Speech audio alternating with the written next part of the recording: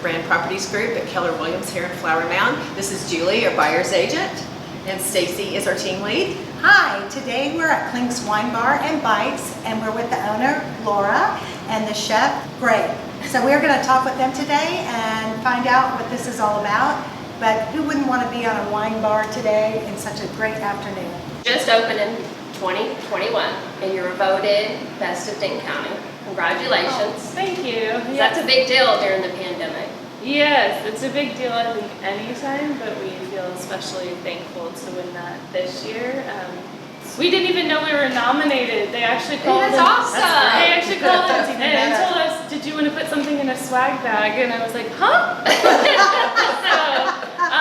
that's how we found out. So it's a real blessing for us. So what do you think attributed to that? You know, do you think it was location? Do you think it's your atmosphere? What do you think helped attribute to that? Great question. I think hopefully it's a little bit of everything. I think our location is great. Lakeside is very communal. People love it here. We have a fantastic chef sitting beside me who took my basic food ideas and took them to here. And he's basically taken every idea I've given him and made it 10 times better. So I think that's a huge thing. And then we've been very fortunate to have great staff and then lots of very loyal customers that love us. So it's great. So I may or may not have been at your happy hour a couple of times. So I know you have a happy hour here, and I think you said from 4 to 6, and it was amazing. I personally love the round. To me, this is very welcoming. And so what's so fun is you kind of get to meet new people across the side, and it's just really cool to do that. So I took the recommendation of the wonderful bartender as far as what to get appetizer-wise, and it was fabulous because I like to try new and different things, and I didn't know everything on the menu, and you said I would try these 2 things, and they were both remarkably good. So I don't know how great this place is going to be for my weight, but it was certainly very, very good. And why don't you tell us a little bit about the food that you have here? Sure. The food is a Mediterranean tapas style menu. So the idea is, like you mentioned, to have lots of bites, to have lots of tastes. We kind of cater towards a lot of different flavors that people like. So there's things from Spain and from Italy, from Greece, from France.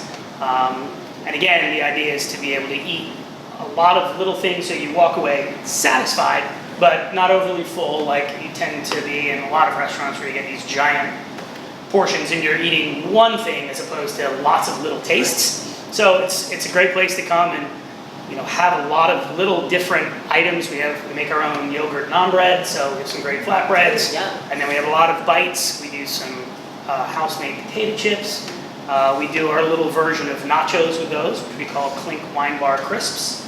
And those are our house-made chips with pistachios and goat cheese fondue and red wine syrup and scallions. So that's the idea behind the menu, to be able to come in, eat healthy. We do a lot of stuff that's local. We're trying to find things that obviously are in season, and then it's flavors and color, presentation, doing things that are fun. Yeah, Laura had just mentioned before we started that you guys are getting ready to change up to your fall menu. Yep. So that's kind of exciting Some too. cool things coming. Some things that I think we would probably be picketed if we took off. So there's things that are going to stay that people really like, which is awesome. Right. And then we're going to kind of, take our learnings from what people like and, what's coming into season, obviously a change of weather, usually here in Texas. And do some fun things, which again, we want people to say, hey, don't take that off the menu either. So tell us a little bit about the wines that you offer here and what those are like. Yeah, so we offer 16 wines. Those are the taps found behind us. 4 beers on tap. So tap wines is a unique proposition for us. It allows us to serve you a better glass of wine for a better price. It helps us be better kind of stewards of the earth because we're cutting down on glass and packaging and shipping. A lot of the kegs are reusable. And the first glass and the last glass have the same amount of freshness because they're pumped out with nitrogen, so it's a closed system. So there's no oxygen getting into those tanks and ruining the wine. kind of Interesting. something that happens if you think about a bottle of wine that sits on your kitchen counter for 3 days. You go to open it again, and then you realize, it's gone. vinegary. It's done. So we've cut down on that. We also do offer another 25 glasses of wine that you can choose from, and then some bottle-only selections. Rotating as well to be kind of seasonally appropriate with what chef's doing with the food. So we kind of work it hand in hand. I taste wines and say, I really like these, what do you think? And we kind of just keep piggybacking off of each other with what we're doing. Yeah, I also took your bartender's recommendation on the wine, which was great too, so that's awesome. So what about the beers? There's 4 different kinds of Yeah, beer, so we right? have 4 different beers on tap. Those rotate, are seasonally appropriate as well with what's going on. We usually always have a lager, an IPA. We have a wheat currently, and then an Oktoberfest right now through the fall. We have some other beers behind you on display as well, usually anywhere from 8 to 12 other beers. So beer is definitely not an afterthought. I love wine, but I also love beer, and I think it's important to have some options for people that don't normally love wine. So you know somebody that doesn't love wine and they're hesitant about coming, I pretty much guarantee I've got a beer that fits into a category that they probably drink that they would enjoy here. So I hear, Greg, that you were born in England. It was, yep. So it's interesting that, this is the type of food that you are making is more of a, it's definitely not English. So can you tell us a little bit about, how you came into that? Sure. So I grew up in England, as you mentioned. We moved here to the States, and we moved to Philadelphia when I was about 7.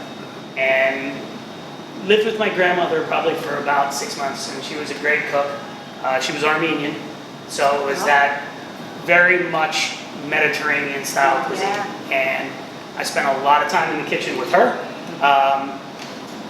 harassing her as well as helping, if you want to call it helping at that stage, and then tasting her food. I think one of the things that really struck home for me was, we would go on Tuesday down into the Italian market in South Philadelphia. You've probably seen it from the Rocky movie with the street that he ran down. Yes. So we would go there, and my grandmother knew all these people, all the shop owners, all of the people that were peddling their produce and fruit on the stalls, and she would barter with them. She would tell them, hey, your peaches last week were great, or I'm not going to pay $2 a pound for your peaches because they weren't very good. Show me something better. So learned a lot there in terms of purchasing from her. And then she would gather all those ingredients, and then she would spend the week sort of prepping, right? I was classically French trained, so getting her mise en place in order. And then on Sunday after church, she would have lots of people over, family, friends, for this massive meal. And it was just really cool to know the amount of work she put in, but then just watching her, sort of the smile on her face as everybody was blown away and enjoyed this food. So that's, I think, where my passion for cooking comes from. You can definitely tell when you're talking about that. And certainly not, Grandma. gray English food, right? Overdone roast beef and gray peas, Exactly. which was, although England now, there's some absolutely fantastic stuff going on there. But yes, growing up, it was, a little different. Would you like to just kind of tell us like what your hours of operation are, so people will know, hey, if I want to go, when can I go, and that kind of thing? Sure. So we're open Tuesday through Sunday, Tuesday, Wednesday, Thursday, and Sunday from 4 to 10, Friday and Saturday from 4 to 11. And if you missed that, happy hours 4 to 6. So tell everybody where they can find you on social media. That would also be great. Sure. So we're active on Facebook and Instagram. Our Facebook is just CLINK Wine Bar and Bites. Our Instagram is CLINK Wine Bar. We also have a website, clinkwinebarandbites.com. If people stop by there, they can sign up for a newsletter. We would love you guys to come by and give CLINK a try. I know personally it was amazing. I loved it. I've been here a couple times now. It's a great atmosphere. They have a really nice outdoor patio as the weather's getting a little bit cooler.